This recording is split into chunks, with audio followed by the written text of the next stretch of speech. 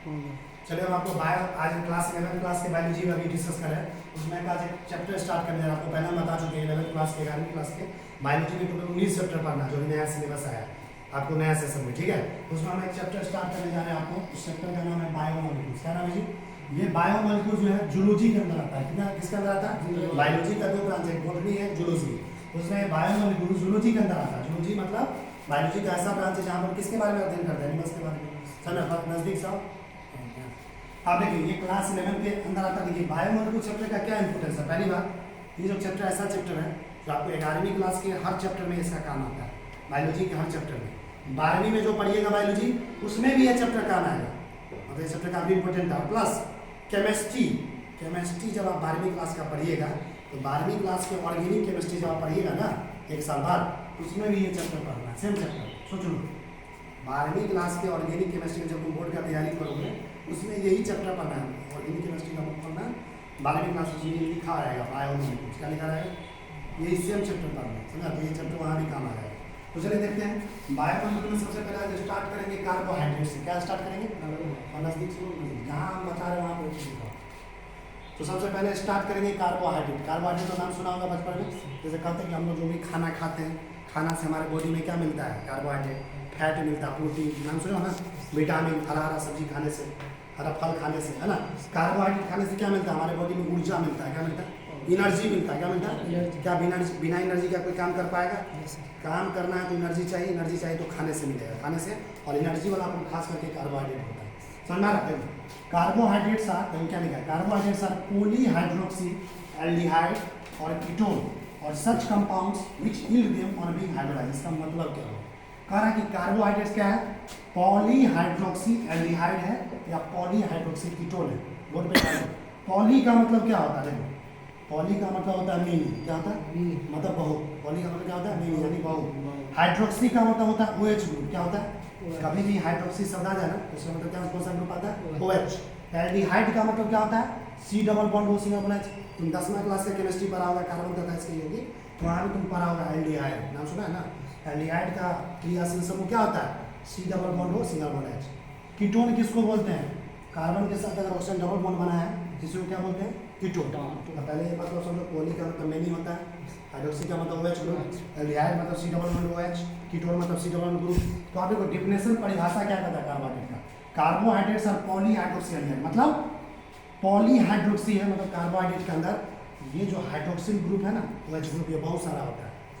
एक गो दो नहीं होता, 4 गो 5 गो 6 गो, 2 से ज़्यादा होता है, 1 से ज़्यादा होता है। मतलब कार्बोहाइड्रेट के अंदर एक हाइड्रोक्सी कैसा है? ये ग्रुप जो होता है पॉलीहाइड्रोक्सी। पॉलीहाइड्रोक्सी मतलब हाइड्रोक्सी ग्रुप बहुत ज़्यादा होता है, OH ग्रुप बहुत ज़्यादा होता है। तो उसके साथ क्या लगा रहेगा? एल्डिहाइड। क्या लगा रहेगा? या तो एल्डिहाइड रहेगा या क्या लगा रहेगा?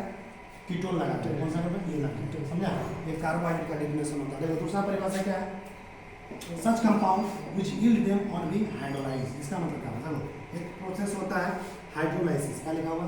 तुमसे कोई पूछेगा ये हाइड्रोलाइसिस किसको बोलते हैं? देखो क्या लिखा है? Splitting of compound with the help of water. किसी भी कंपाउंड को अगर पानी के मदद से तोड़ते हैं, किसी भी कंपाउंड को कैसे तोड़ते हैं? स्प्लिट मतलब तोड़ना, पानी के मदद से तोड़ते हैं। तो ये प्रोसेस क्या कहलाता है? हाइड्रोलाइसिस। क्या कहलाता है?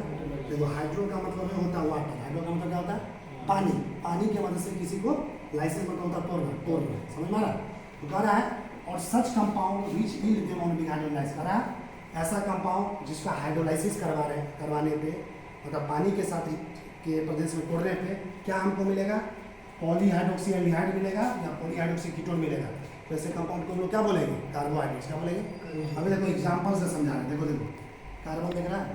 कार्बन के साथ क्या लगा हुआ? Single bond H। क्या लगा हुआ? Single bond H। यहाँ पे क्या लगा? Single bond OH।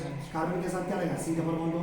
फिर क्या लगा? Single bond COH H। देखो इसमें गौर से देखो यहाँ पे कौन सा ग्रुप लगा? OH। यहाँ भी क्या लगा हुआ? OH। क्या ठो OH है? 1 2। एक से ज़्यादा है ना? एक से जब ये ज़्यादा हुआ तो क्या वर्ड यूज करेंगे? पॉलीहाइड्रोक्सी। एक से ज़्यादा OH ग्रुप है इस कंपाउंड में। और साथ साथ कौन सा ग्रुप है? C double bond. कौन सा ग्रुप है? अभी हम लिखा है C डबल बॉन्ड को क्या बोलते हैं?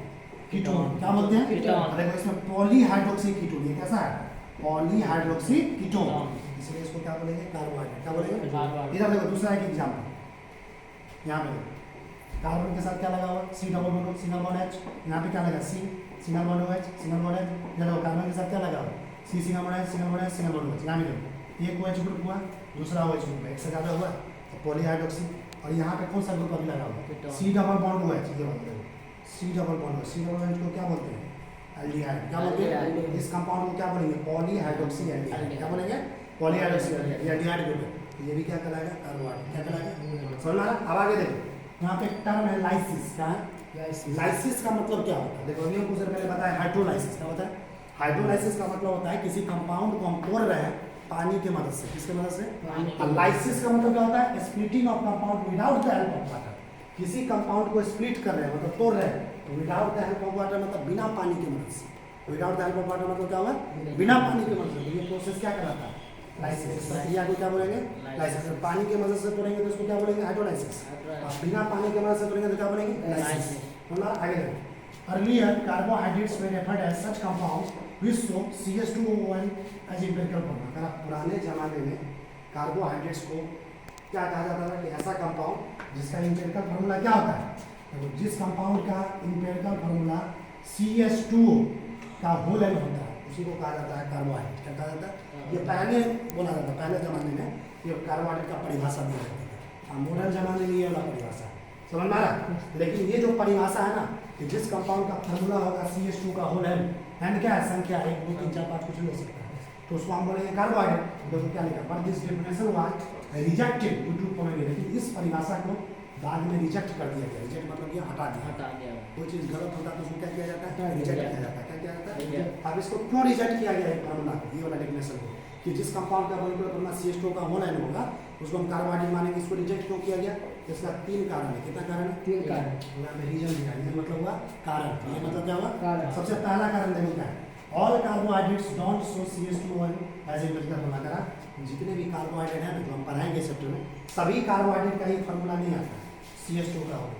समझ ला? कुछ कुछ कार्बोहाइड्रेट का वाला फार्मूला आता ही नहीं, इसलिए वाला डेफिनेशन रिजेक्ट कर दिया गया। देखो जैसे देखो एक एग्जांपल है, सुक्रोज। सुक्रोज होता है चीनी, जिसको बोलते हैं, चीनी खाते हैं हम लोग ना, तो उसे सुक्रोज बोलते हैं। क्या बोलते हैं? सुक्रोज का फार्मूला क्या होता है? C12H22O11। देखो यहाँ लिखा है C12H22O11, C12H22O11, इसी को सुक्रोज बोला जाता है। समझा रहा? तो इसका फार्मूला देखो, इससे मिलता अंतर है। समझा रहा? आगे देखो, जैसे यहाँ पे देखो कार्बन का संख्या यहाँ पे कितना है? देखो 12 है ना, तो 12 अगर यहाँ पर एन का मान क्या लगेंगे? अगर 6 रखते हैं तो 12 रखते हैं एन का मान, तो कार्बन 12 हो जाएगा। लेकिन 12 गुना क्या होना चाहिए? इस फार्मूला में एन का मान यहाँ पर एन 12 रखेंगे तो गुना होगा तो सी क्या होगा? 12। तो H 12 गुना क्या होना चाहिए? 24। लेकिन है क्या? 22। और यहाँ पर वो भी क्या होगा? 12। लेकिन क्या वो क्या है? 11। तो इस फार्मूला पे क्या बैठ रहा है? क्या तो बैठ रहा है? तो क्या सभी कंपाउंड का इस तरह का इंपेरिकल फार्मूला नहीं होता है। दूसरा कारण क्या है? सम कार्बोहाइड्रेट्स हैं नाइट्रोजन और सल्फर। कारण कुछ कार्बोहाइड्रेट ऐसे भी होते हैं जिसमें नाइट्रोजन भी पाया जाता है और सल्फर भी पाया जाता है। क्या पाया जाता है? नाइट्रोजन भी पाया जाता है कुछ कार्बोहाइड्रेट में, और कुछ कार्बोहाइड्रेट में क्या पाया जाता है? सल्फर भी पाया जाता है। और देखो इस फार्मूला के अनुसार क्या देखना है? CH2O का होल एन से क्या देखना है? इसमें कार्बन है, हाइड्रोजन है, ऑक्सीजन है। इस फार्मूला में तीन चीज़ आ रहा है ना, कार्बन है, हाइड्रोजन, ऑक्सीजन है। लेकिन कुछ कार्बोहाइड्रेट ऐसे हैं जिसके अंदर क्या क्या होता है? नाइट्रोजन भी होता है, सल्फर भी होता है। इसलिए वाला परिभाषा क्या किया गया? तीसरा कारण है some carbohydrate confirm to the empirical formula CH2 का होल एन। देखो कुछ कार्बोहाइड्रेट ऐसे होते हैं जिसका इंपेरिकल फार्मूला ये आता है, कुछ का तो आता है। ये जैसे एग्जाम्पल है मिथेनॉल। क्या लेना है? मिथेनॉल को ये क्या कहा जाता है? फॉर्मल्डिहाइड। क्या कहा जाता है? मिथेनॉल को ये क्या कहा जाता है? फॉर्मल्डिहाइड। इसका फार्मूला क्या आता है? CH2। क्या आता है? इसी CH2 से लिख सकते हैं, एक H को पहले लिख दो और दूसरी लिख दो SCHO। CH2 को क्या बोलते हैं? SCHO। इसको मिथेनॉल का फार्मूला याद करता है। ये देखो इस फार्मूला पे बैठेगा, जब चेक करके देखो तो ये जो CH2 है ना, ये कंपाउंड क्या है? ये है ना इंपेरिकल फार्मूला CH2O का होल है। यहाँ पे मान लो एन का मान हम 1 ले लिया। एन का मान क्या लेंगे? 1। एन का मान कितना रखें? एन का मान 1 रखें। तो कार्बन यहाँ पे 1 हो जाएगा, ये 2 1 से गुना होगा क्या होगा? 2। यहाँ भी 1 होगा, तो ये वाला फार्मूला आ गया CH2। तो एन का मान होगा तो ये वाला फिट बैठता है फार्मूला। सभी फिट नहीं बैठेगा, कुछ कुछ बैठता है, कुछ नहीं बैठता। इसी वजह से ये वाला जो परिभाषा था पुराने जमाने वाला कि जिस कंपाउंड का इंपेरिकल फार्मूला CH2 का होल एन रहेगा उसको हम मानेंगे कार्बोहाइड्रेट, रिजेक्ट कर दिया गया। किस परिभाषा को हम लोग लेके चलेंगे कि ऐसा कंपाउंड जो पॉलीहाइड्रोक्सी एल्डिहाइड हो या पॉलीहाइड्रोक्सी कीटोन हो उसको बोलते हैं कार्बोहाइड्रेट। या जिस कंपाउंड का हाइड्रोलाइसिस करवाए पानी की मदद से तोड़े तो हमको क्या मिले? पॉलीहाइड्रोक्सी एल्डिहाइड या पॉलीहाइड्रोक्सी कीटोन, उसको हम बोलेंगे कार्बोहाइड्रेट। और आज का जो बायोलॉजी लेक्चर है बायोमोलिक्यूल्स चैप्टर क्लास 11वीं क्लास का, आपको हमारा ये वीडियो लेक्चर कैसा लगा इसको लाइक कीजिए, है ना, लोगों के भी शेयर कीजिए। अगर आप इस चैनल पर नए हैं तो इस यूट्यूब चैनल को सब्सक्राइब कीजिए। तो फिर से मिलेगा आपको नए यूट्यूब चैनल वीडियो लेकर बायोमोलिक्यूल्स।